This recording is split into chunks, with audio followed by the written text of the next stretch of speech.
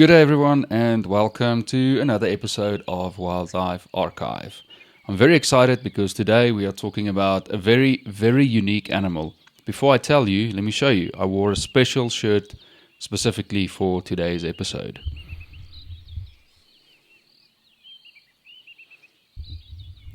Yep, talking about hyenas. In specific, spotted hyenas. So these animals have a very bad reputation purely because of these guys. Man, I hate lions. So pushy And hairy. and stinky. And man, are they Ugly. Oh, Scars, just you. We were afraid it was somebody important. Yeah, you don't like Mufasa. Now that's power. Tell me about it. I just hear that name and I shudder. Mufasa. Do it again. Mufasa. Mufasa, Mufasa, Mufasa. And they also have a bad reputation because they are scavengers and people call them ugly.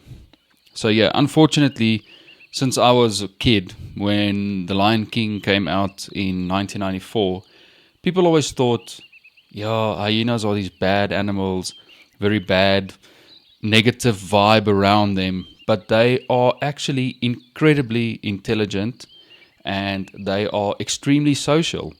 So if you start looking into their behavior a little bit, you will start seeing them in a completely different light. And hopefully today I can change a little bit of those perspective or perceptions of what people think. So I just want to get one thing out of the way. How do people call this ugly? Have a look at these images. I mean, those are the cutest and most adorable faces. I don't know how anyone can say hyenas are ugly. But yeah, I get it. Everything is prettier and cuter and more adorable when it's babies. But I know why people say hyenas are not the most attractive animal. So I think that's a much better term, right? Less attractive instead of ugly. All right, so let's quickly chat about something. So they have an extremely interesting social structure. So in their family, it's a matriarchal system, which means the females are dominant. Females are higher ranked than males. So even immigrant males that come in from other clans that have been kicked out and they've started moving around looking for their own females, when those males come in and are somehow accepted into this clan, they will be ranked lower than the youngest female. So there might be a newborn cub and it's a female, and that cub will be ranked higher than the oldest male in that clan, irrespective if it's been in the clan since birth or if it's an immigrant male that came in. So a matriarchal system, and females dominate. Also interesting is that the females actually have genitalia that looks very, very similar, almost identical to that of a male, to make them more dominant over males. And also, what's very interesting is they are bigger than males, so they outweigh them sometimes by about 20 kilograms. So hyenas can be up to 80 kilograms in weight. And it's always the females that are heavier than the males and bigger than the males. And another interesting thing is that genitalia that looks like male genitalia on the females, they urinate through it, they mate with it, and they give birth through that same genitalia. So very, very unique, a little bit weird and strange, and very, very unique. But now here's a trick question. Why do we call the babies of hyenas cubs when they look like dogs? Have you ever wondered? So here's the thing. They are a lot closer related to the feline family and to cats than what they are to dogs. And they're also closer related to a mongoose and a civet cat than what they are to dogs. Which is very interesting because when you look at them, you would automatically think it looks more like a dog. Fun fact, in The Lion King, and I saw this when I did my research now to find that video clip that you saw earlier. There's one scene where the hyenas fight, and the sound effects that they used are dogs barking. Hey, shut up! Will you knock it off? Well, he started it. Which I thought to myself, those guys who made that are way off. But in any case, it's just a movie, but just a fun fact. So obviously a lot closer related to felines and to mongooses and civet cats than what they are to dogs. And then hyenas itself is a species on its own. And within the hyena species, we get 4 different types of hyenas, which is the aardwolf, that's one thing I've never seen in my life. And then you get the striped hyena, you get the brown hyena, and then obviously the biggest and strongest one is the spotted hyena, the one that most people are familiar with. It's also the only one that actually hunts and scavengers. Most of all the others are mainly scavengers. They don't really hunt. So yeah, very, very, very interesting. Now here's another thing that's very impressive to me about hyenas. Not only their size, but their power. So, I mean, they have jaws that crush bones. So I'm going to show you a video now, or it's actually multiple video clips of one specific sighting that I had in 2019. This actually took place on the Voortrekker Road in Kruger National Park. I'm going to put a map with a pin quickly, very close to where I can remember where it was. So what happened here is 3 male lions killed a buffalo. And when we arrived on the scene early morning, I was the first car there, we found the 3 male lions. They weren't eating because they were full, but they were with the carcass. But the moment we arrived, literally minutes after the first hyena arrived, and within minutes, the hyenas obviously started calling, and within minutes, there were 20, I don't even know, you can try and count on this video clip, just intimidating the male lions and chasing them off. So they came in and they started scavenging and eating, and they also, because of the structure of females ranking higher than males, females would normally eat first, and the males are just, they have to really, really fight for their place in that clan and also wait their turn. So it's a constant battle and a struggle for the males to also get in and eat something. And there's a lot of fighting and there's tension the whole time between the hyenas as they try and scavenge and eat.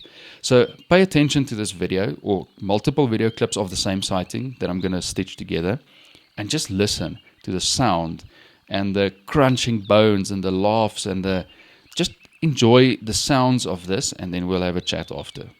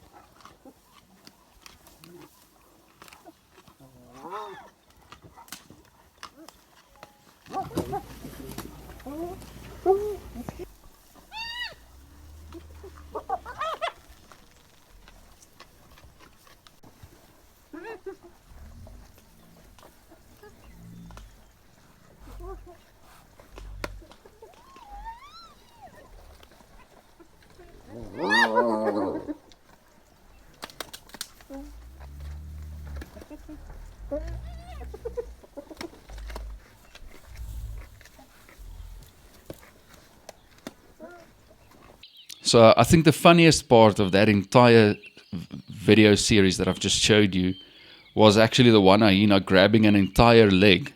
He's like, I'll have a buffalo leg for breakfast, thank you very much. And he just moved on his way. But what actually happened, and I can't remember, I don't think it's in the video, but he wanted to go in between two cars, and the leg was just too wide, so he couldn't go in between the cars, so he turned around.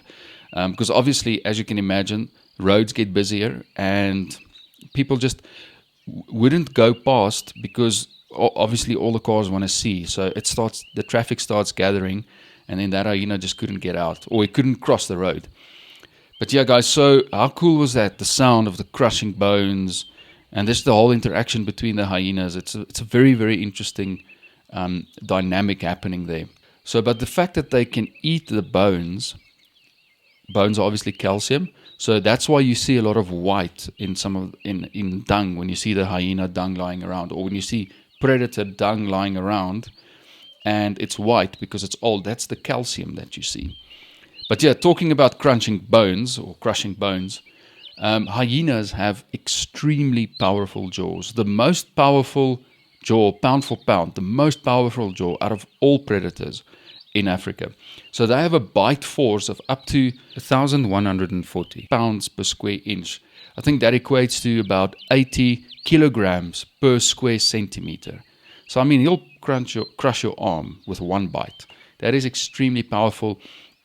I'll see if I can find an image to show the muscles and the design of the skull and the muscles going around to the jaw to make you understand why they have such powerful jaw. Even stronger and with a bigger bite force than lions or bears. And bears are massive. So it's quite impressive actually. But what also makes hyenas thrive, that's why you see so many hyenas in Kruger or in the wild. What makes them thrive is their success. They are one of the most successful predators when it comes to they can hunt and they scavenge. And people don't see them hunt a lot, but actually a lot of their food comes from hunting and killing animals themselves. And they have a 65% success rate when it comes to hunting. So, they'll chase down animals and run them down, very similar to wild dogs. They have a very, very high stamina.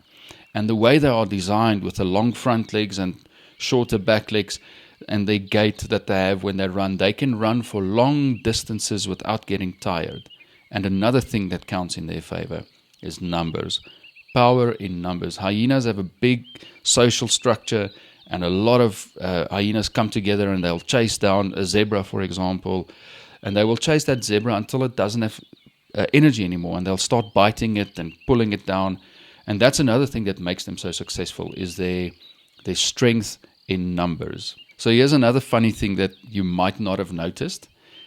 Pay attention to this video that I'm going to show you now. Watch this hyena walk. He walks with his left legs together and his right legs together. And then left legs again, and then right legs again. Very, very funny. Where if you see other animals, they will walk, I don't know the correct term for the gait, but it's diagonally across. So right front, left back, and then left front, right back. But with hyenas, it's different. And also with giraffe. Pay attention when you see a giraffe walking. Left legs together, right legs together. It's because they have the long front and the shorter back leg. So that's just something interesting to look at again when you see them in the wild. Very, very interesting.